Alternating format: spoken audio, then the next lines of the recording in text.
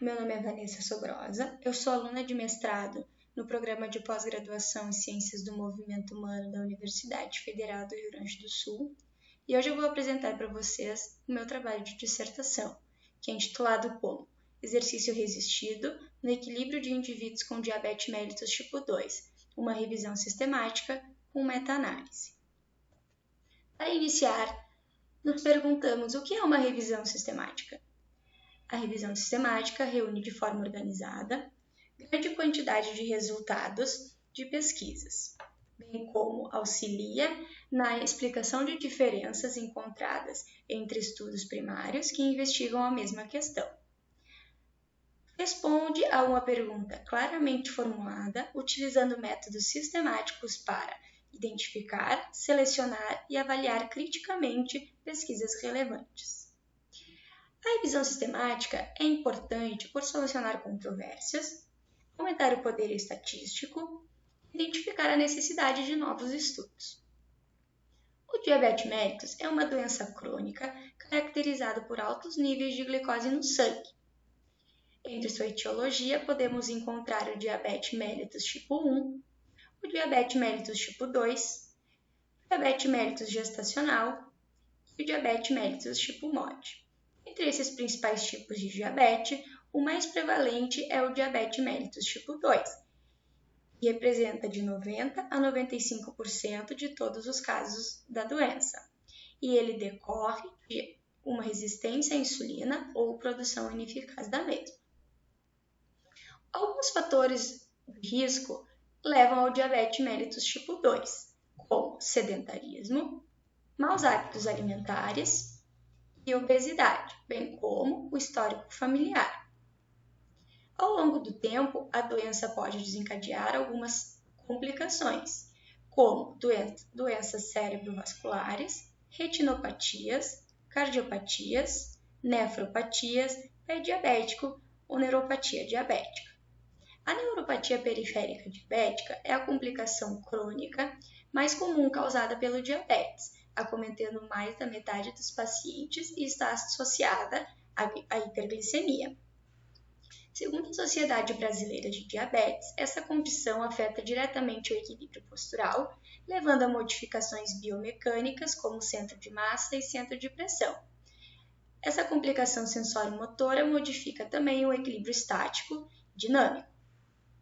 O equilíbrio pode ser caracterizado como a capacidade de manter a posição do corpo sobre sua base de apoio, seja ela estática ou dinâmica.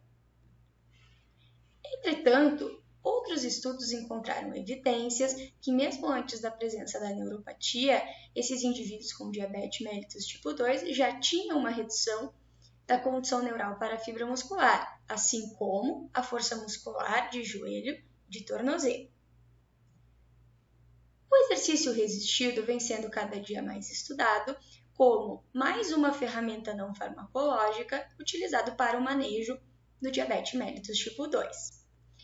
Ele pode ser aplicado com pesos livres, aparelhos de musculação, faixas elásticas ou até mesmo com o peso do corpo.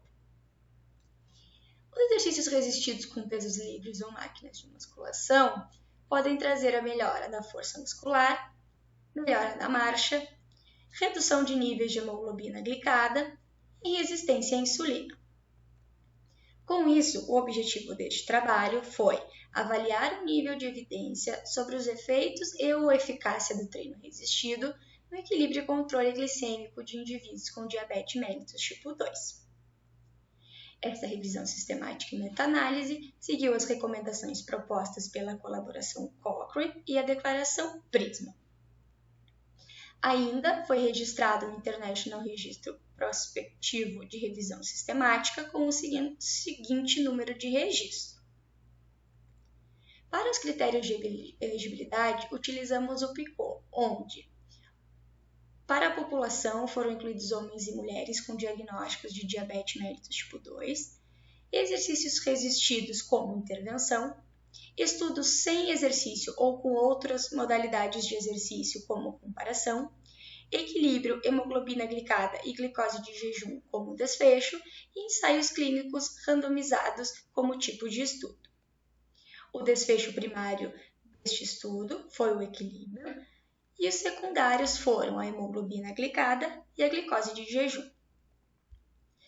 Para a procura dos estudos, foram utilizadas 4 bases de dados, sendo elas a Biblioteca Virtual em Saúde, BVS, Embase, PubMed e Scopus.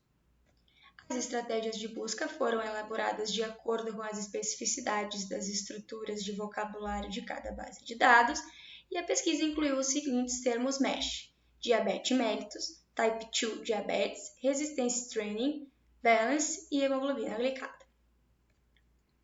Para a seleção dos estudos, utilizamos um software chamado EndNote e foi utilizado por 2 avaliadores de forma cega e independente. Foram identificados 4.112 estudos dentre as 4 bases de dados, onde 20 foram excluídos automaticamente pelo software EndNote por serem duplicadas. Ao todo, restaram 4.092 estudos para o processo de leitura de títulos e resumos. Após esse processo, restaram 69 estudos, onde 45 não se encaixaram nos critérios de elegibilidade, restando 24 para a leitura na íntegra, e desses 24, 13 apresentaram um risco de viés alto ou pouco claro, sendo então, por fim, incluídos 11 estudos nesta revisão sistemática com meta-análise.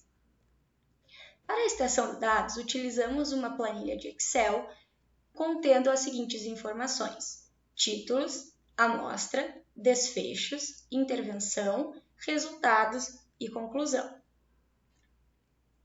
Foram encontrados um total de 934 indivíduos entre os 11 estudos incluídos, com uma média de 60,8 anos, uma média de duração da doença de 8 anos, 7,9% como média da hemoglobina glicada, 141,6 mg decilitro como uma média da glicose de jejum e uma média de IMC de 31,7 kg/m².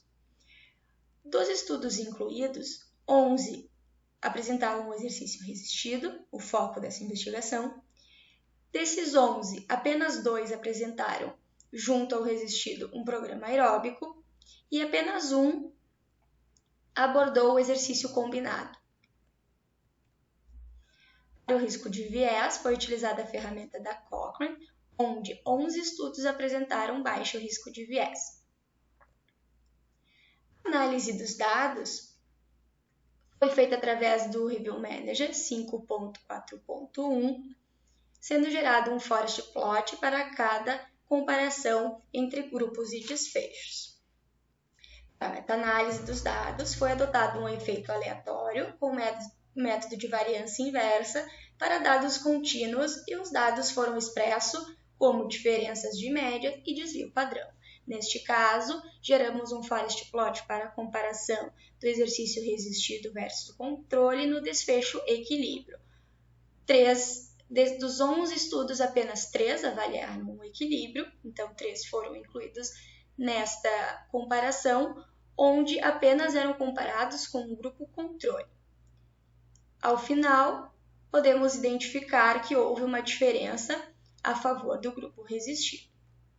Ainda assim, fizemos uma comparação do exercício resistido versus controle na hemoglobina glicada, bem como resistido versus aeróbico na hemoglobina glicada. Podemos perceber que, quando comparado com o grupo controle, o exercício resistido demonstrou diferença a seu favor. Para a glicose de jejum, foi feita uma comparação entre exercício resistido e controle, onde não apresentou diferença, bem como foi apresentada uma comparação de exercício resistido versus exercício aeróbico, onde apareceu uma diferença significativa para o grupo aeróbico. Concluímos então que, com base nas evidências encontradas, podemos afirmar que um programa de 12 semanas de exercício resistido foi capaz de melhorar o equilíbrio e hemoglobina glicada de indivíduos com diabetes mellitus tipo 2. Já para a glicose de jejum, houve diferença apenas a favor do exercício aeróbico quando comparado com o exercício resistido. Obrigada.